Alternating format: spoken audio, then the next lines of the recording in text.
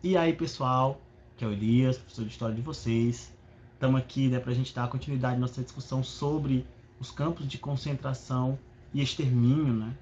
Digamos assim, os principais instrumentos aí uh, da chamada solução final, né? Que foi o extermínio aí de milhões de judeus e outros grupos pelos nazistas durante a Segunda Guerra Mundial.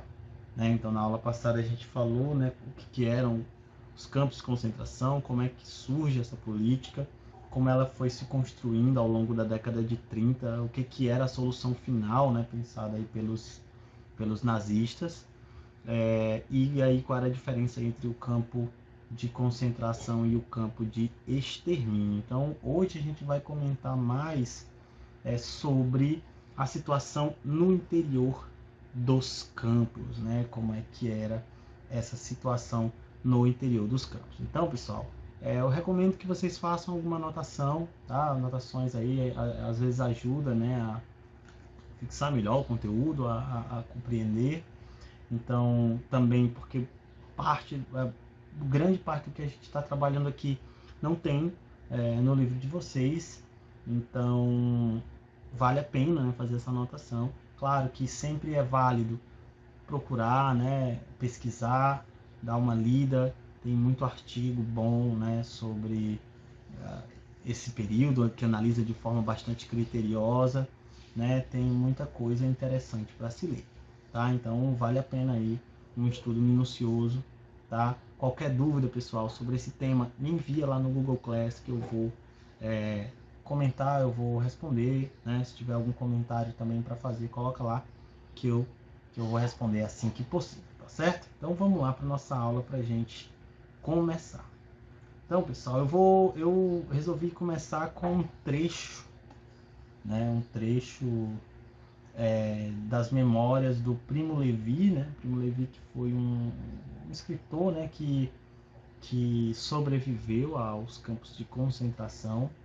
E ele traz essa descrição, esse trecho, para a gente refletir mais ou menos o que significava, né, estar dentro, né, estar nesses campos de concentração.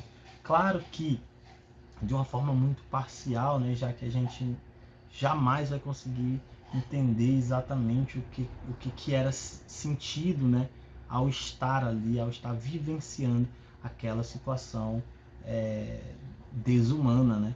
Então é um trecho que eu acho bem esclarecedor, né, e que faz com que a gente reflita um pouco sobre o significado de tudo isso, né, o significado mais profundo de tudo isso. Então vamos lá, vamos acompanhar a leitura para a gente poder refletir. Então, olha só, ele diz assim: bem sei que, contando isso, dificilmente seremos compreendidos, e talvez seja bom assim, mas que cada um reflita sobre o significado que se encerra mesmo em nossos pequenos hábitos de todos os dias, em todos os objetos nossos, que até o mendigo mais humilde possui um lenço, uma velha carta, a fotografia de um ser amado.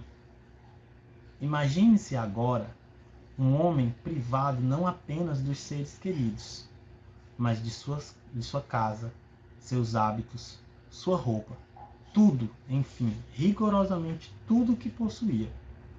Ele será um ser vazio, reduzido ao puro sofrimento e à carência, esquecido de dignidade e de discernimento, pois quem perde tudo, muitas vezes, perde também a si mesmo, transformado em algo tão miserável que facilmente se decidira sobre a vida, sobre sua vida e sua morte, sem qualquer sentimento de afinidade humana, na melhor das hipóteses, considerando puros critérios de conveniência. Fica claro, então, o duplo significado da expressão campo de extermínio. Então, olha só, né? Ele traz aí justamente isso, né? O quão profundo significava essa experiência, né, do estar ali, né, do campo de extermínio, quando, vamos colocar assim, de certa forma, nas palavras dele, né, a morte ela ocorria muito antes da morte física, né, já que o indivíduo ali dentro ele era privado de basicamente tudo, né? Muitas vezes tentava se privar, inclusive, de sua própria identidade, de sua própria humanidade, né? Já que eram tratados de forma totalmente desumana, daí o próprio nome desumanidade, né? Desumanizar, quer dizer, tirar a humanidade. Então, ali buscava se retirar tudo, né? O que torna o indivíduo ser humano. Então, o Primo Levi ele traz essa reflexão justamente isso, né? Que até as coisas mais simples, né? Como ele fala, né? Que até o mais humilde dos mendigos poderia ter, né? Muitas vezes essas pessoas lá nos campos de concentração não tinham, né? Então é uma reflexão bastante pertinente, né? Sobre, como eu falei, a desumanidade desses campos de extermínio. Outro relato importante é o do Shil Hashman, né? Ele também é um sobrevivente, um escritor sobrevivente do Holocausto, né? Dos campos de extermínio, e ele traz também um pouco, né, no seu relato dessa experiência que foi estar ali, né? Para que a gente possa apenas ter uma ideia, porque já que a gente nunca vai entender efetivamente, né, o que é aquilo, mas de ter uma ideia do que se passava, do que se sentia. Então ele fala o seguinte: de repente surge outro assassino. Ele nos diz para guardar nossos carrinhos e nos designa outra tarefa. Temos que pegar uma espécie de macas que parecem com uma escada, cobertas de sangue. Pegamos as macas em duplas. Eles nos empurram para um galpão bem afastado. No interior, seres humanos inertes. Formam montes de cerca de um andar de altura. São pessoas asfixiadas, né? Então, olha aí, uma descrição, né, do Shil Hashman de como é que eram muitas dessas aí, né, essas pessoas asfixiadas nas câmaras de gás, daquilo que eu já havia falado anteriormente.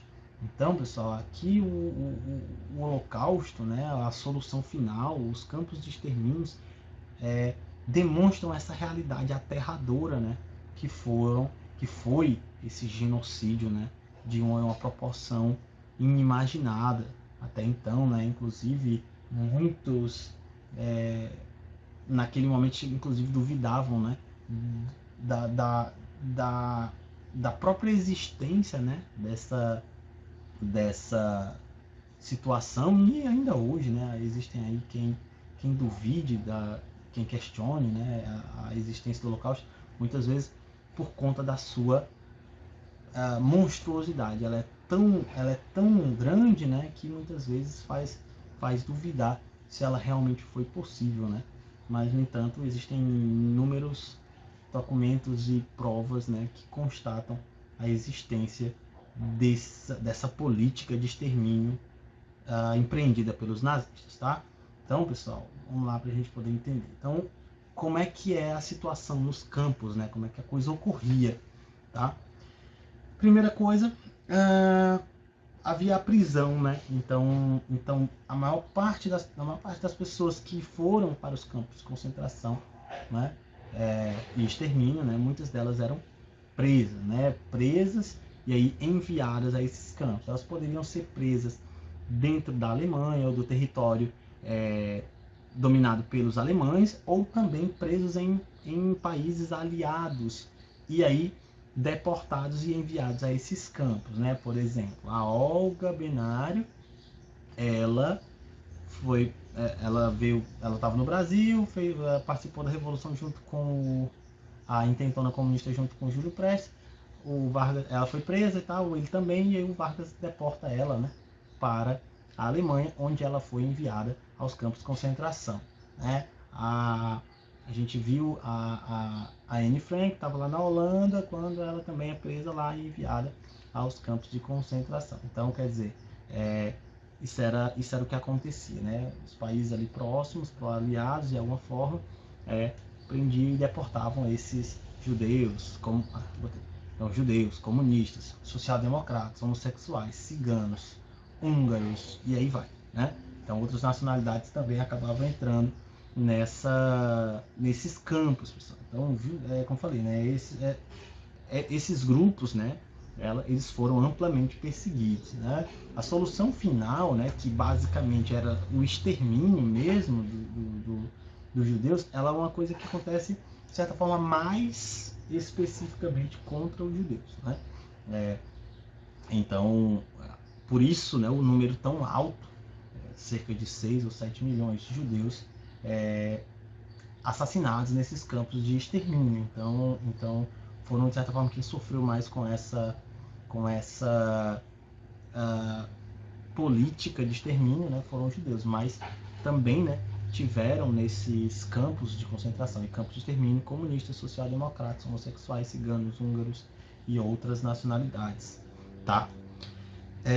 E aí, como é que isso acontecia, né? Eles eram enviados, né, em trens, né? Então eram colocados ali, então eram milhares, né? Eles eram alojados nesses trens, em sua grande maioria trens de carga, né? Não eram trens de transporte humano, eram trens de carga. E num vagão que, vamos supor, cabiam, sei lá, 20 pessoas, colocavam-se 100, né? Ou mais, tá? Sem alojamento, não havia nem janela, às vezes não havia janela, havia apenas alguns espaços para respiração, né? Às vezes esses trens eram de transporte de animais, então tinham apenas espaço para respiração e geralmente eram pequenos. Então, imagina eles lá nesse trem, né? Então, um trem apinhado, né? Então, um vagão que cabiam ali 20 ou 30 pessoas, colocavam-se 100, 150 ou mais, sem poder sentar, né? Porque não dava para sentar, todo mundo pelo menos não dava para sentar. Como era muita gente, né? O ar ficava extremamente rarefeito, então era mais difícil de respirar. A claustrofobia, que é um local apertado com várias pessoas. Geralmente a viagem ela durava vários dias, então de 4 a 7 dias, né, dependendo da região da Europa que esse trem saísse, né? E aí sem condições nenhuma, né? Então assim, havia água 1 hora por dia, né? Ou às vezes acontecia no final de semana, como os guardas não trabalhavam, eles trancavam eles lá e só voltavam, sei lá, eles fechavam a sexta-noite e voltavam na segunda. Então, durante esse percurso ficava sem alimentação, sem água, não tinha banheiro, não tinha, ou seja, estava privado literalmente de tudo, né? Ou seja, condições extremamente desumanas. E aí tem aqui 2 relatos, né? Um do Elie Wiesel, né? Que também, né, participou, né, esteve nos campos e sobreviveu. E aí ele conta, né, um pouco sobre como é que era essa condição de estar dentro desses vagões. Ele diz assim, ó: impossível esticar o corpo e também não havia como todos se sentarem. Decidimos nos sentar por turnos. O ar estava rarefeito. Felizes os que estavam perto de uma janela, podiam ver a paisagem florida. Então, olha só, a sorte era de quem ficava ali próximo de uma dessas janelas, né? E isso quando havia janelas, tá? Porque geralmente também tinham aqueles que eram completamente fechados e, como eu falei, haviam apenas pequenas aberturas para a entrada de ar. Então era uma situação bem difícil. Passavam-se vários dias em pé e nesse revezamento, né, em pé e às vezes podendo sentar, sem comer, sem água, né, na maior parte do tempo, sem condições para realizar suas necessidades fisiológicas, né, básicas. Então era uma condição realmente difícil, né? O Primo Levi também traz aí à tona essa experiência, né? Então ele fala aí, ó: sofríamos com a sede e o frio.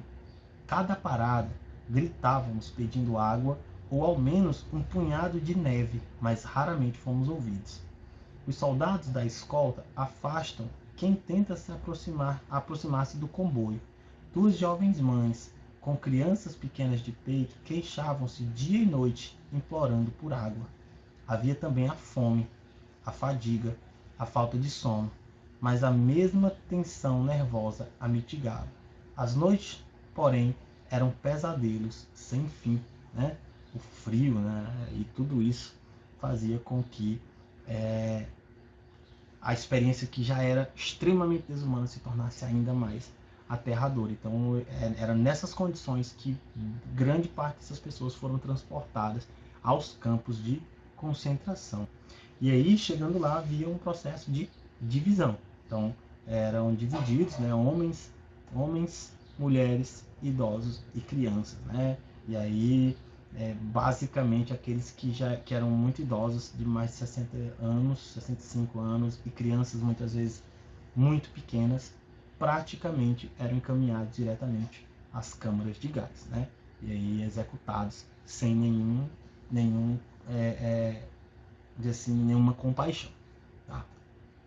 Então o Wiesel, ele traz também esse relato, né, da experiência dele ali naquele momento, quando ele chega lá no campo, e aí ele comenta, né? Então, homens à esquerda, mulheres à direita.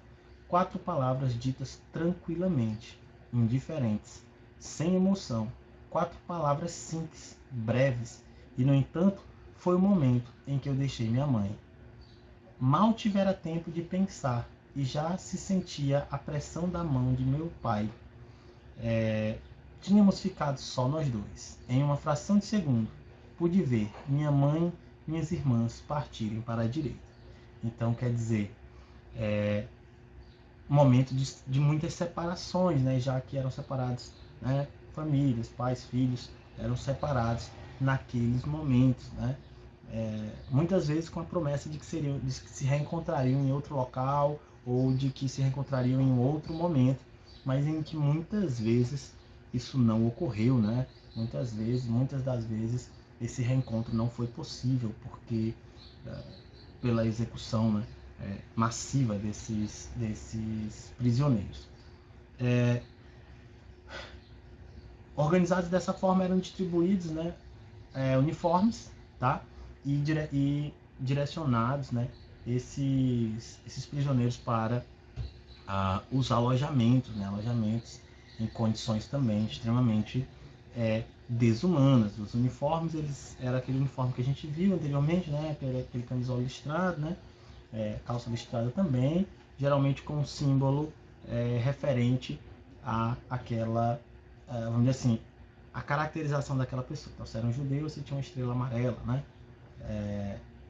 E aí vai, cada símbolo havia um significado para aquela pessoa. Então, quer dizer, esses alojamentos apinhavam centenas de pessoas, né? Haviam vários alojamentos, eles tinham uma espécie de beliches, né? A gente vai já ver aqui, uma espécie de beliche onde ficavam ali várias pessoas dormindo no mesmo local.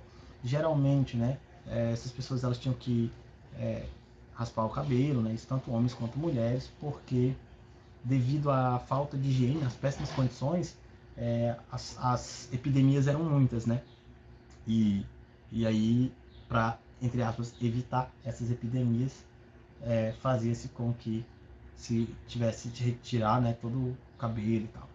Então, era uma situação bem degradante mesmo, né? Maus tratos, violência e humilhação constante, pessoal, né? Quer dizer, sofriam castigos físicos, violência de todos os tipos e a humilhação, né? Pois ali os nazistas buscavam desprover, né? Essas pessoas de toda a humanidade que elas possuíam, né? Fazê-las, de certa forma, implorar, né? Pelas coisas mais básicas, tá? Então, por conta disso, né, muitas pessoas vão falecer, né, em decorrência desses maltratos, dessas violências. Outras vão cometer, né, vão se matar em decorrência desse processo e por aí vai. Além disso, você também tem a situação dos experimentos médicos, né? O Joseph Mengele, né, ele foi considerado, ele era um médico, né, médico-chefe da SS, e ele é considerado assim um dos mais atrozes, né, dos campos ali de concentração, porque ele conduziu uma série de experimentos, né, médicos aí injetando coisa aí naqueles que ele escolhia né? Geralmente crianças, ele estudou gêmeos, né? Então a separação, juntava, enfim, fazia todo tipo de experimento desumano e muitas vezes, né, sem nenhum tipo de cuidado humano, né, propriamente dito, né, já que cirurgia sem anestesia, colocava pessoas em água quente, água fria e por aí vai. Então, quer dizer, é, é de uma atrocidade realmente indescritível, né? Como o próprio Primo Levi coloca, né? É quase que indescritível essas situações. E o Joseph Mengele ele recebeu a alcunha de anjo da morte, né? Justamente por tantas mortes que ele acabou causando em decorrência desses experimentos, dessas experimentações médicas. Curiosidade, porque o Joseph Mengele morreu no Brasil, tá? Para quem não sabe, ele morreu no Brasil. Foi encontrado aí numa praia morto. Morto não, né? Morreu de um ataque cardíaco, se não me engano. E aí, só depois de muito tempo foi que descobriram que era ele. Vê, porque ele fugiu do tribunal de Nuremberg, tá? Para quem não sabe, ele fugiu, rodou pela América Latina, vários países, né? Para se esconder, para não ser punido pelos crimes. E aí acabou morrendo no Brasil. Pessoal, como eu já falei, doenças também eram as mais variadas. Tifo, cólera, disenteria, né? Botei aqui? Botei. Tifo, cólera, disenteria, enfim, epidemias que pegavam, né? Aí, fora essas, né? Essas epidemias que surgiu em decorrência das péssimas condições de vida e saúde e tal, você tinha a inanição, a fome, tá? A inanição, a fome, o frio, tá? Matou muita gente. Então, além de toda a máquina da morte, né? Que era a política de extermínio, né, implementada principalmente a partir de 1941, tudo isso também levou à morte. E aí daí o número tão alto. Então o Holocausto foi, né, o extermínio, né, de aproximadamente aí 6 milhões de judeus, né, nos campos de concentração.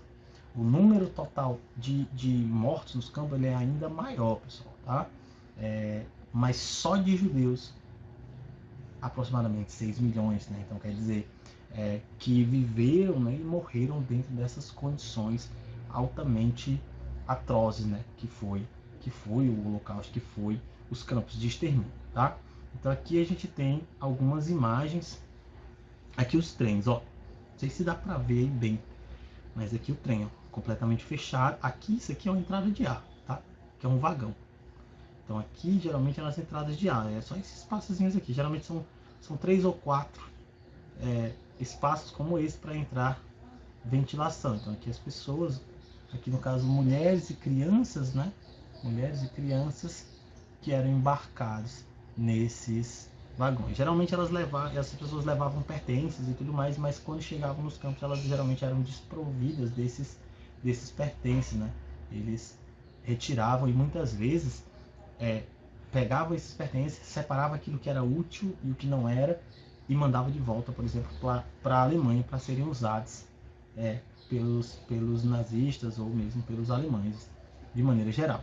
Aqui o conjunto, né, o trem, né, sendo embarcado, então você tem aqui centenas de pessoas, esses trens, basicamente os campos de concentração, né, eles tinham ali trilhos, né, linhas ferroviárias que levavam até eles, né, geralmente tinham estações de trem para receber, né, esse contingente. Então tá aqui, só para você ter uma ideia, né? Crianças, né, chegava lá e você tinha essa separação, né? Homens, mulheres, crianças e idosos eram separados. Aqui, né, prisioneiros trajando o uniforme, né, aquele uniforme que eu falei, então esse pijama listrado, né, até o filme do menino pijama listrado, e aqui no peito ficava um símbolo, né, podia ser uma estrela amarela, um triângulo vermelho para representar opositores políticos, triângulo rosa, né, que eram homossexuais e por aí vai. Então haviam vários símbolos para identificação, né, de, entre aspas, qual era o motivo daquela pessoa estar nos campos de concentração. Então esse uniforme aqui ele era basicamente comum tanto para os homens quanto para as mulheres. Aqui as mulheres, né? Aqui é um alojamento feminino. Então como eu falei, ó, o alojamento ele tinha como fossem essas beliches, né, onde dormiam, e elas se deitavam e aí ficavam várias, né, nesses alojamentos assim totalmente desprovidos de condições. Aqui convivia-se com ratos, com, enfim, né?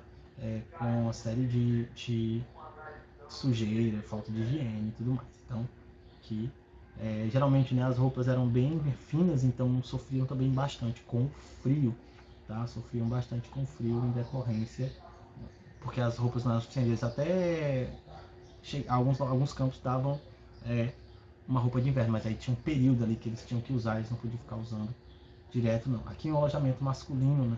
A questão aqui dá para ter uma noção da situação de magreza, né? Já em decorrência da fome e enfim, das péssimas condições de vida nesses campos. Então, novamente, né? Os campos, os alojamentos, como eles eram mais ou menos. Então, pessoal, por aqui a gente encerra, né, nossa discussão sobre esses campos, sobre essa política atroz que foi a política de extermínio, né, dos campos de concentração. É claro que o assunto não se encerra por aqui, tem tantas outras coisas que poderiam ser discutidas ao longo das aulas, mas infelizmente a gente não tem como discutir tudo. Então, e aí fica aberto para vocês, né, pesquisarem bastante, ler bastante, tem muita coisa interessante para se ler sobre isso, e é muito importante que a gente mantenha isso sempre em mente, né, para que isso jamais possa ocorrer de novo, já que é considerado um dos episódios mais catastróficos, né, da história da humanidade. Então, pessoal, espero que tenha sido claro, que vocês tenham compreendido, né, e aí a gente, o que não ficou claro, pode me enviar lá no Google Class, que eu vou responder, que eu vou estar comentando, tá? E aí a gente vai dialogando, certo? Então, pessoal, muito obrigado por assistirem e até a próxima.